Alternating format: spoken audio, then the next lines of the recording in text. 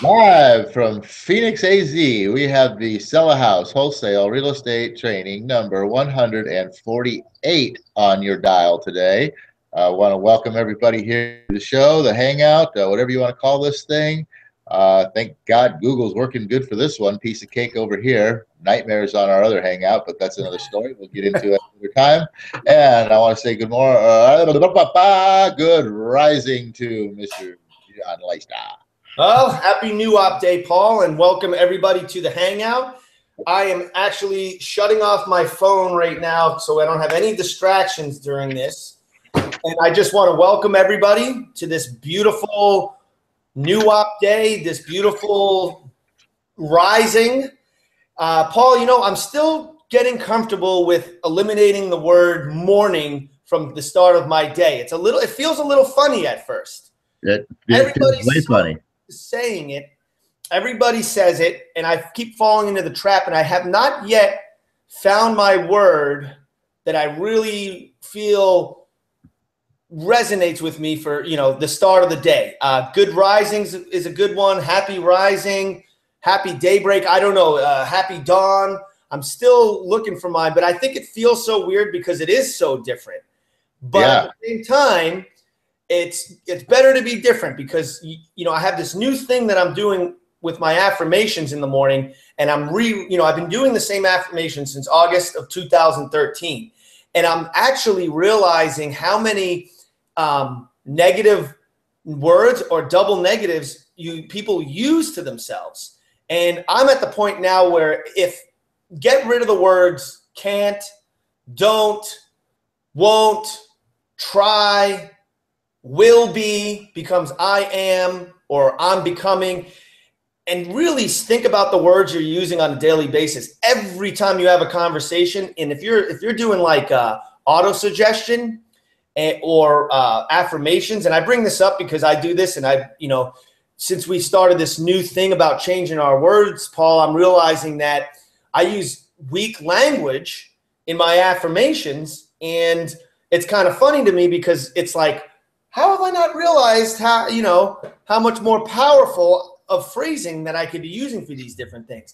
And, a big supporter of auto-suggestion is Napoleon Hill, and we talk about him all the time, and he has a self-confidence formula. And I've actually sat down and rewrote that thing because he mentions about, I know a negative attitude towards others can never bring me success. I think that's a bad affirmation, actually. If you think about it, you should be, I know a positive attitude towards others will bring me success. You know, think about the language you're using and switch things up and try to eliminate any reference to anything negative or weak. And that's kind of my suggestion, to start this hangout.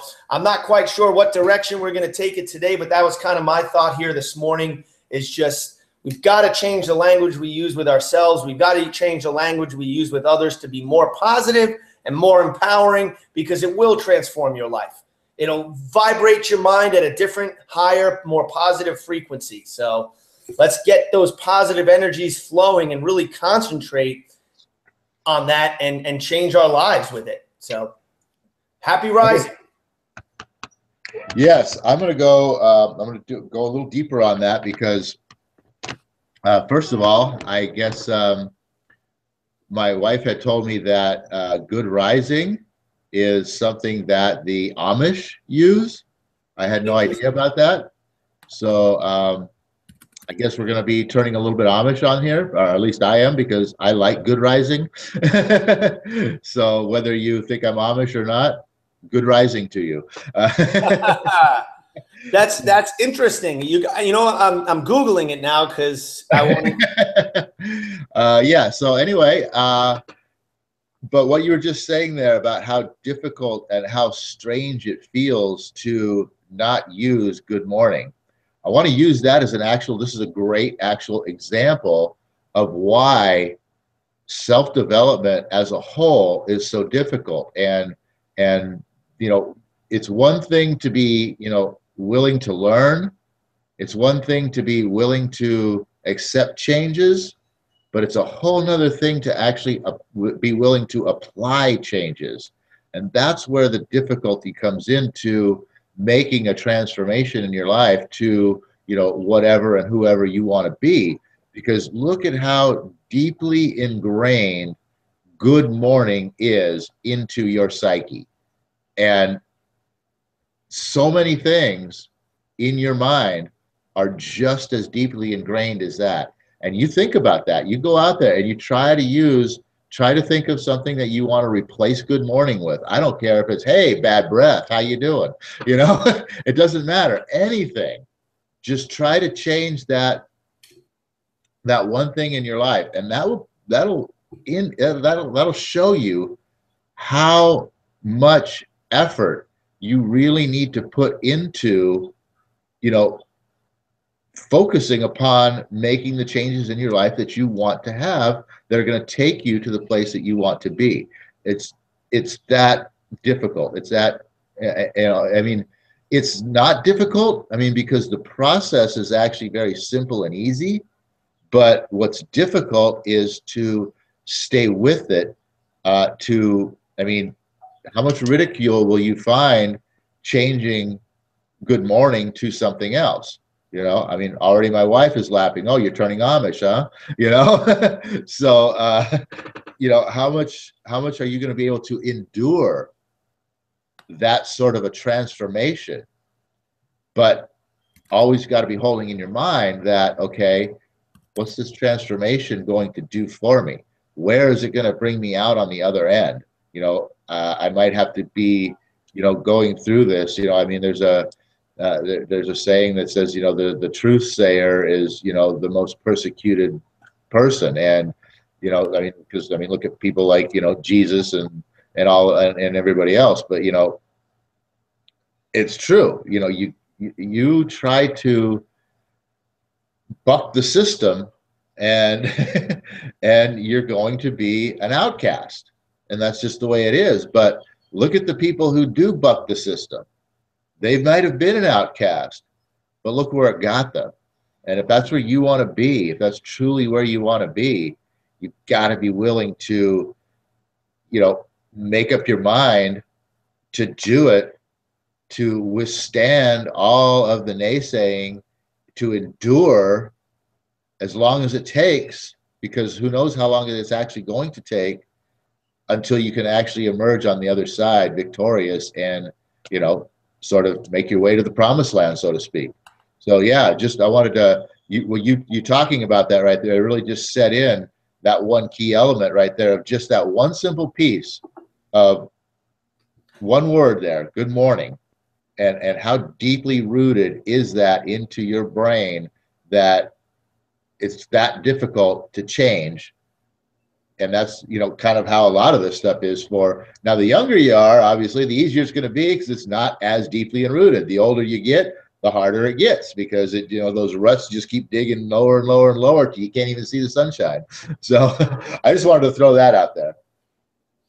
Yeah, no, absolutely. You got me thinking. What for the next hangout we do, I made a note to myself here. I want to Google how greetings from different cultures and just kind of compare that.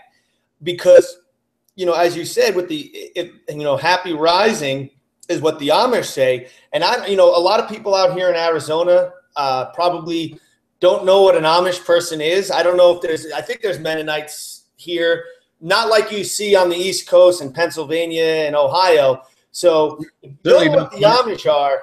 Certainly no horse-drawn carts rolling down the road around here, are there? I've not seen it.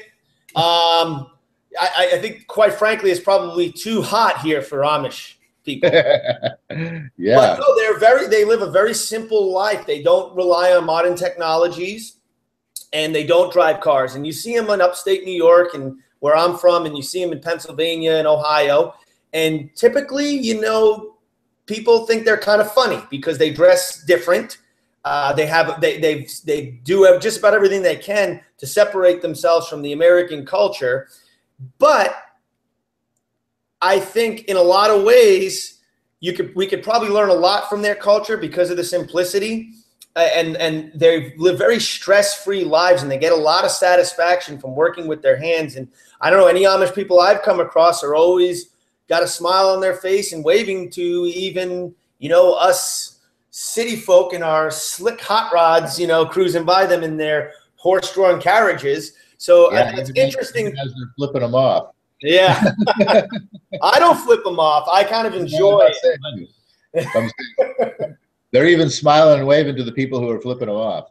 There's something to be said for that. And also, it's funny that they use happy rising. That's interesting to me. So it got me thinking. I'd really like to see how different cultures say good morning. I know that, Spanish, you got buenos dias, which just means, hey, good day. They don't even use the word morning. And there's a lot of other cultures that are just like a Jamaican person. I wonder how any Jamaican I've met, and I listen to some reggae music, they all seem so happy all the time, right? Their language is different. Their language fosters a more positive mental attitude than English does. We have a lot of words that we use on a daily basis that are so disempowering. And when you become aware of this and you really think about it, it's mind-blowing, actually. Like another one is saying hello to people. Hello.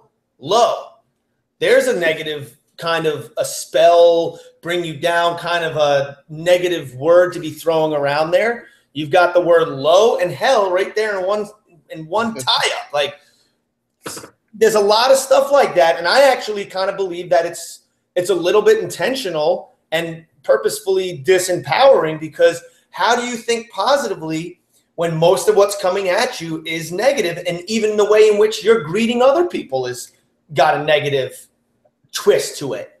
I always think about when you talk about the hello one, especially because it's like, you're breaking one word out into two kind of a thing. And I always think of an episode of Seinfeld where George is talking about manure, and he's like, how can manure be such a bad word? I mean, you've got a man and you've got a newer. Manure. I mean, what's wrong with that?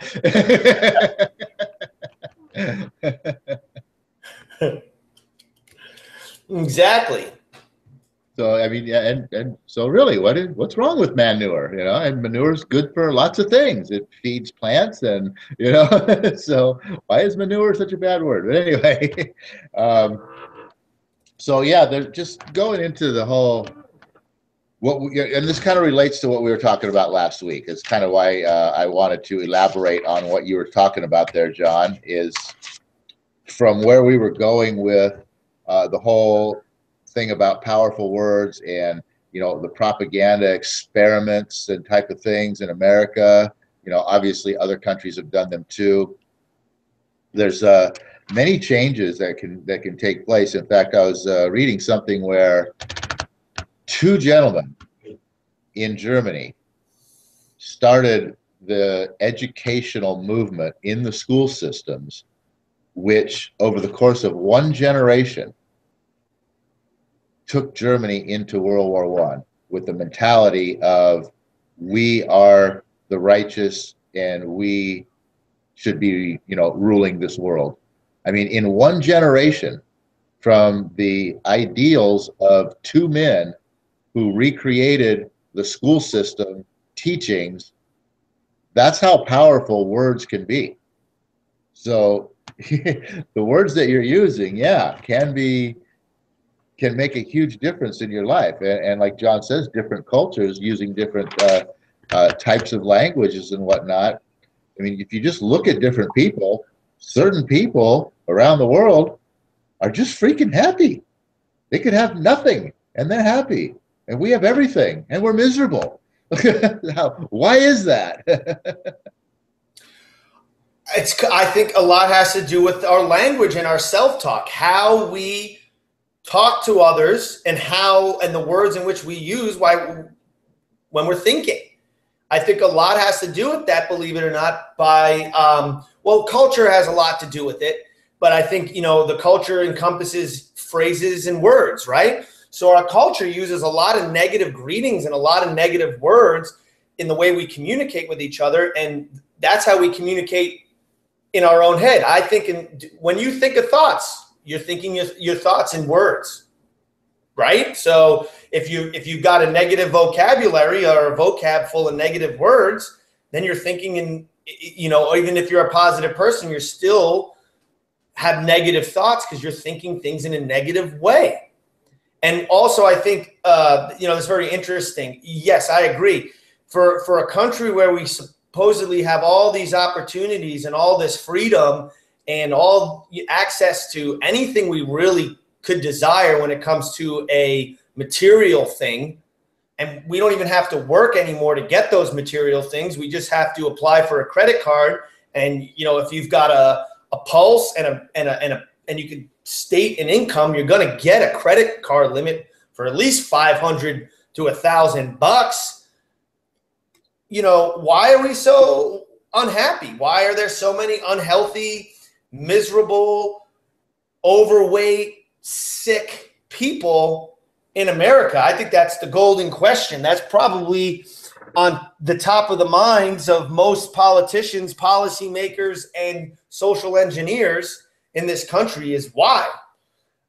It's a difficult answer. I think a lot has to do with our media, television commercials, and manipulating people to buy products through fear and want. We're a culture that's been marketed to extensively for 100+ years. So as we talked about with with propaganda and words being weaponized, the marketers are weaponizing words against you. Full on admit right here that part of the biggest part of our business is marketing for leads, creating marketing pieces that create the desire or the drive within the recipient of our materials to sell their home to us at a discount, and why it's a beneficial thing. So we're kind of using our words to elicit a response. For a culture, we've been heavily, extremely marketed to. And the best way to sell, unfortunately, because of human nature, is to sell people with sex, number one, or making them, or using their fear of sex and their lack of self-confidence as a way to get them to buy, and also using fear as a motivational factor. And our culture is literally poisoned because of it, in my opinion. I've been looking at the 16 laws of success and 16 lessons over the weekend. Yesterday, spent a lot of time in there, and was doing some writing. And it talks about, he goes through, I don't know if I have time to go through all this, but he goes through the lesson by lesson, what a person can expect to get from the 15 laws. And number one, I don't have time to go through all this, but you know what? This is going to be a hangout in the future. But one of the things that you were talking about there is that the habit of saving has been eliminated in this country. And it's very powerful what he says in this and this is like in the introduction of these of this whole thing. And what he says here is that the habit of saving will teach you how to distribute your income systematically. So, we'll teach you, can't even read my own writing. We'll teach you how to distribute your income systematically, so a definite percentage of it will steadily accumulate, okay? Thus forming one of the greatest known forces of personal power. No one may succeed in life without saving money. There's no exception to this rule, and no one may escape it. And I'm a living testimonial of it. Many years of my life, I was working good jobs and actually made really good money and never saved a penny and never had any type of success whatsoever. And ultimately was stomped into the ground by the universe for it, which is pretty much where I guess my defining moment and my definite major purpose, was born. And that's something that part of what John was just talking about there, as far as, being marketed to in this country for centuries, that the habit of saving has been really conditioned right out of the mass of the people to not have to worry about saving. I don't need to save any money. Why should I have to save any money? I can, get credit and buy anything I want, anytime I want, and just worry about working the rest of my life to pay it off. And that is the complete backwards mentality, because the end of what I just said there, working the rest of my life to pay it off so that I can be gratified today is really what that comes down to. Instead of let me work for a while now so that I can have some gratification later. That's a pretty twisted mentality. If you look at basically, let's go back 400 years, okay? Maybe even 500 years. But, it began, this culture really with the settling of the colonies, the original colonies on the East Coast of the United States, before it was the United States, right? People got to come here by being either, a lot of people came and were brought as slaves. They didn't have a choice. But then I don't know if you've heard this term before, indentured servants. Pretty much to get passage to this country, you would promise a certain frame of your life, basically to buy your way here, and you would become, and you were a slave, but you actually had, you weren't a slave, you were an indentured servant, which is self-chosen slavery. Okay. And, a lot of people, that was their only way to get to the new world, as they called it back then, is in this manner. What we have now is people becoming indentured servants that don't even know that they are. You're basically choosing a life of slavery every time you rack up debt on your credit card, or you get a new loan on a car, even your home. And this, this was the first person that really pointed this out to the public was Robert Kiyosaki in his book, Rich Dad, Poor Dad. Your home, your personal residence is not an asset. It is the bank's asset. You pay the bank every month. And guess what happens when you don't pay the bank? They come and they take it away from you. You don't own it. And you're actually committing the next 30 years of your life to paying for it.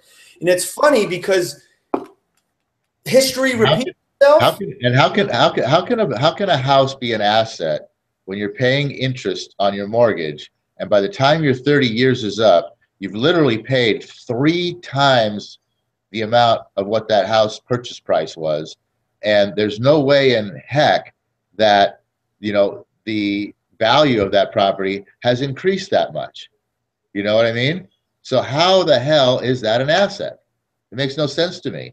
Everybody says, oh, real estate is an appreciating asset. It's not. It's a depreciating asset, because if you have a loan, now if you bought it for cash, it could be an appreciating asset. But if you have a loan out there, you consider the amount of money you pay on that thing. By the time it's all said and done, you've just thrown a bunch of money down the toilet.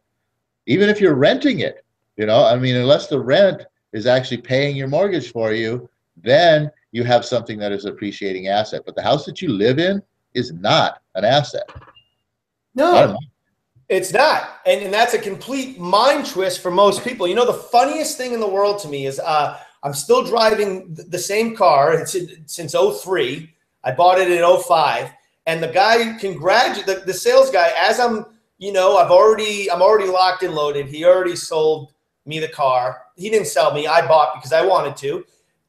He says, congratulations, you now own an asset. And I'm like, and in my mind, I'm like, shut the F up. You've already completed the sale. Stop it. Because or my thought was, are you serious? You really think a car is an asset? Something that literally loses half its value the minute I drive 10 feet from the entrance of this dealership? I'm like, you got to be shitting me. And I'm thinking, do people actually buy into that? Unfortunately, they do. A car is not an asset unless it's like a collectible car you bought at a Barrett Jackson auction that goes in a museum and doesn't get driven, and it's a rare, one-of-a-kind thing. Maybe. But the car you're driving around town, the house you're living in, these are not assets. It's ridiculous to even pretend that they are, and it's. Well, I'd like to stand and correct you. They are assets, but they are the wrong kind of assets. They're depreciating assets. they're only an asset to the person who lent you the money to purchase them. Yeah. Especially a car, But I digress. It all comes back to, I think, awareness, and it's just being aware of what the heck's really going on out there. Really, it's just really think about if you could just spend one day and really look at the next time you walk by a billboard, read it. And really think about what that billboard's saying, and think about, I'm like, all right, as a marketing piece, is that powerful? Is that working? Who's calling that billboard? Why are they calling that billboard? What on that ad is compelling people?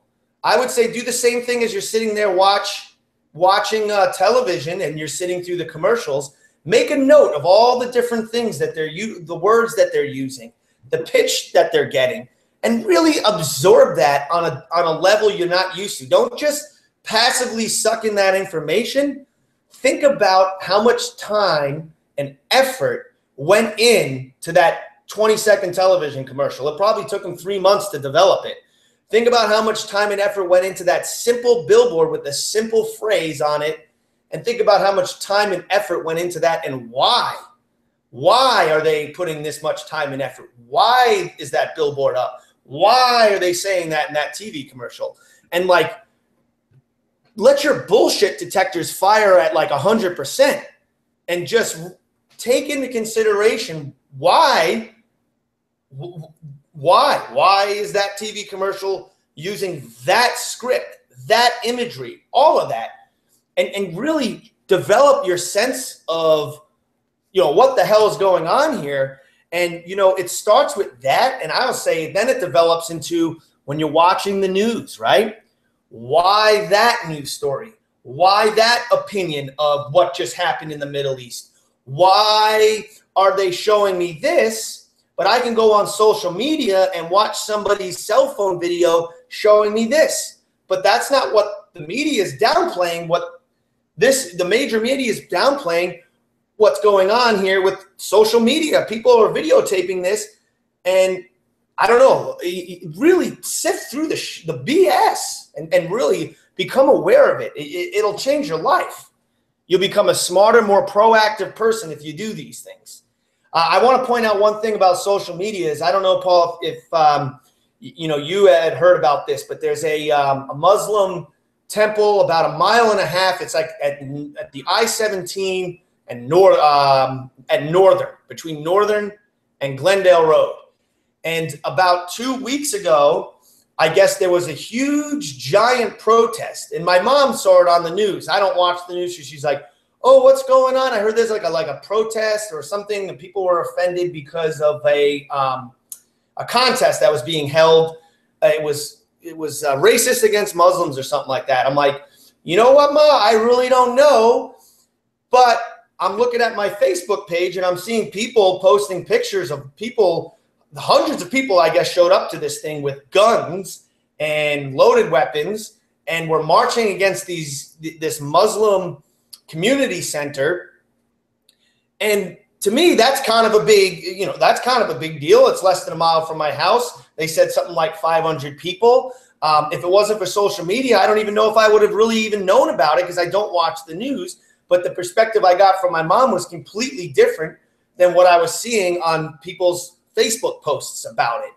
And that's something to consider, is why are we being presented the materials? Because if you believe that it's a free press, I'm sorry, but you're a fool. You're just very ignorant. You need to wake the hell up to what's going on out there and realize the news is nothing more than an advertising agency for the government and for big corporations. So you've got to realize that that's marketing.